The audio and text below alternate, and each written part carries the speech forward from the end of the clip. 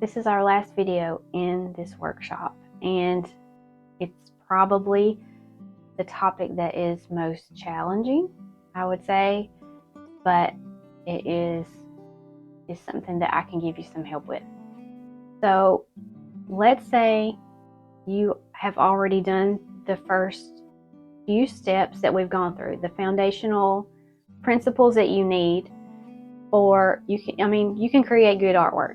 Let's just say you know what you're doing, you can create it, you have your own style, you're confident that what you're creating is something that is not a copy of what someone else did, and you're ready to get out there, put it out into the world as your own original work.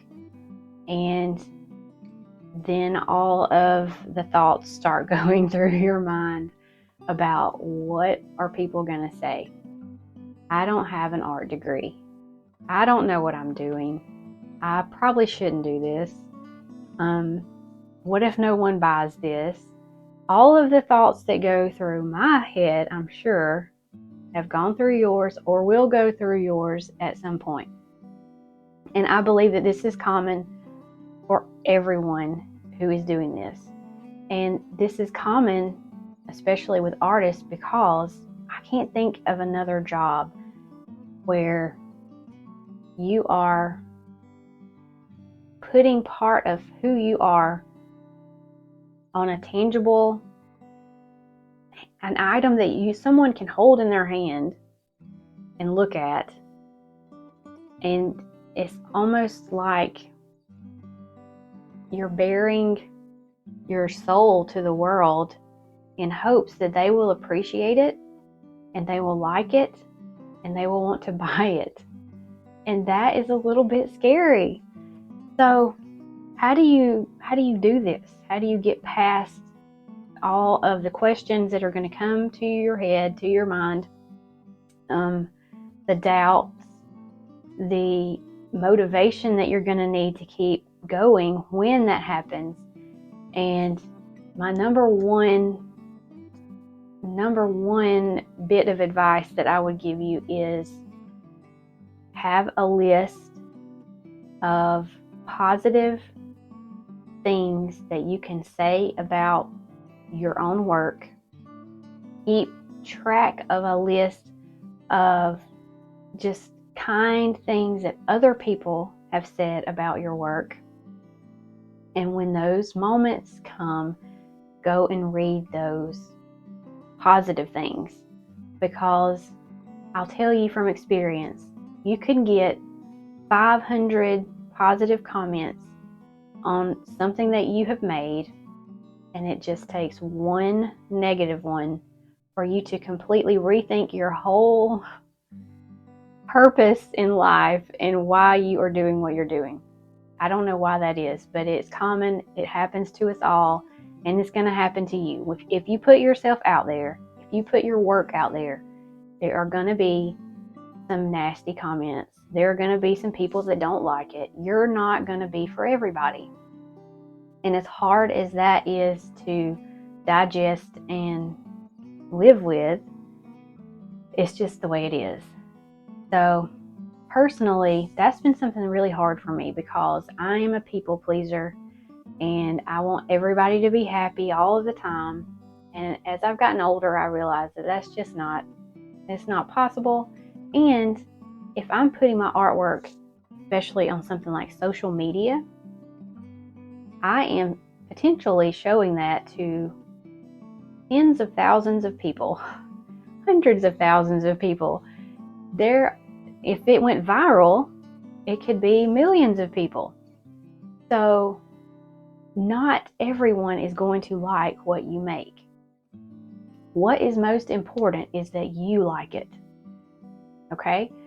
So like we said with our style and inspiration in our previous video, there are going to be things that you really, really like, and you hopefully got some of those things put together, and you now know that. But there are also going to be things that you really don't like. And sometimes it's easier to find your style by eliminating the things that you don't like, and it will kind of polarize you and make you realize these are the things that I do like, and this is me. This is what I like.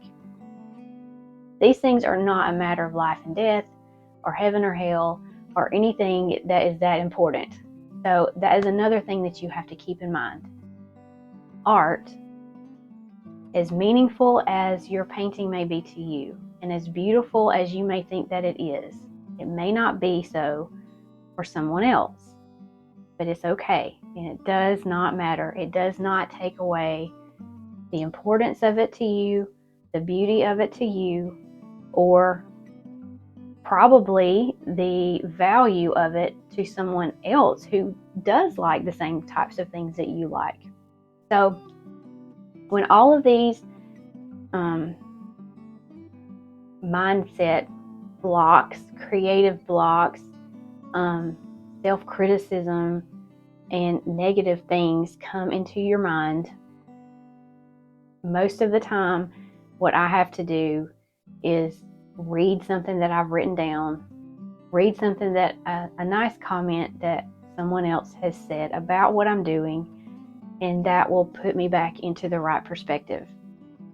But if you go into this knowing that you are going to get negative comments, some people are not going to like what you do, and it's okay, then it's going to help you a lot. Another thing is that you may get to a point where you get discouraged.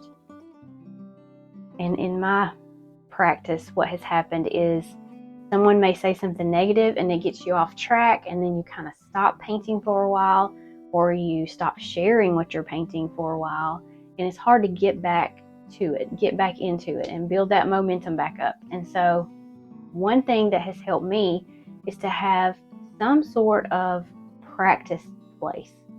So when I began painting, not everything that I painted was good, but I naively shared it anyway, especially on Facebook. That was kind of my place. And sometimes I would get really nice comments, and sometimes I would get really mean ones. And so my point is, you don't have to share everything that you paint or draw with everyone. And the best place for you to have a practice that you are doing on a consistent basis is a sketchbook.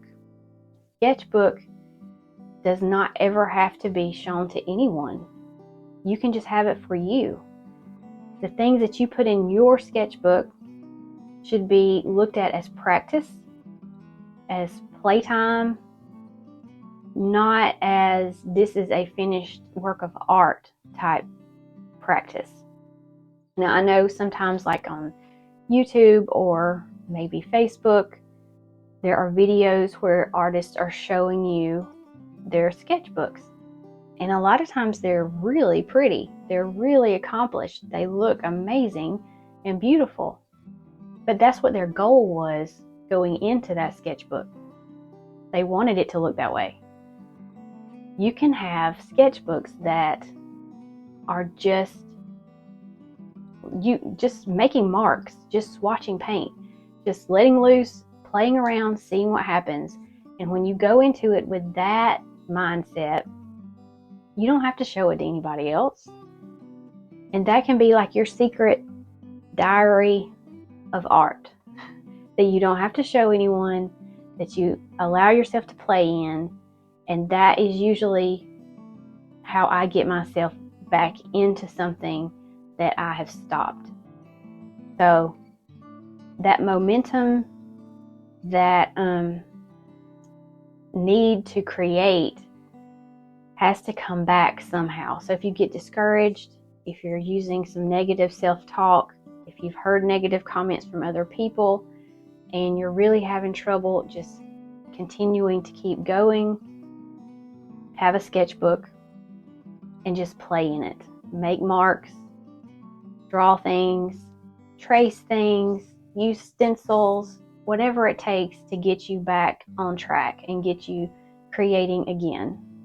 Also, like I said, have a list of positive things, whether it's just words that are positive, scriptures from the Bible that are positive, things that have come from other people that were positive about what you're doing.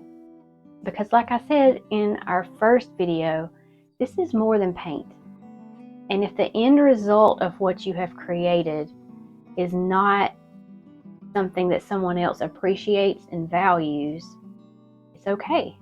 It doesn't matter, because you know that there's value there. You gained something from creating it. And if it doesn't turn out to be something that you can sell or something that brings you monetary value, that does not mean that it does not have intrinsic value. It is valuable. You took nothing and created something, and that is something to be celebrated and be happy and proud of. So another thing that I would recommend is having a group of people to support you, whether it is a local art club. Maybe at your local library, there are people that get together and paint, or there is some sort of community near you that you could be a part of. If you can't do something like that in person, there are Facebook groups that have artists in them. There's my Facebook group. It's more than a Facebook group, but there's my creative community is the perfect place for momentum, for encouragement, for helping you to keep going. But having positive, like-minded people around you, not everybody thinks like artists. Not everyone sees things the way that we do. And so having some art friends is very helpful. So when you get to a point where you're stuck, grab a sketchbook, make marks, draw something, paint something, scribble in it, get yourself going, get your hands moving, make something else again. When you're feeling like you're not sure if you can keep going with this, or you're not sure if you should be doing this, look at some of the self-affirmations or scriptures that will motivate you and help you to get going again and get your head in the game and reframe things, because sometimes just one quote that is positive can help you just to get back up and get going again. And I'm going to give you a list of some things, some positive quotes, some scriptures from the Bible, and some helpful positive things that you can use just to read through if you need to when you get to this point, because you're going to get there. It happens to all of us, and we all need these reminders. So we've gone through all of these different foundational principles. You need to make good art. You need to make your art. And you need to keep going when you feel like quitting. And I hope that this workshop has been helpful to you. And I hope that you've gained maybe some knowledge that you've not thought about before, or at least some perspectives that you hadn't thought of before. We all need art, whether you are creating art or you are appreciating someone else's art. It's so much more than just a pretty picture. And my creative community offers the momentum, the instruction, the mindset helps, the community that supports all of these foundational things that you need as an artist. And I would love for you to join us if you are interested in continuing learning from me and learning along with others. And I hope that this workshop has been helpful to you, and I will see you next time. Bye.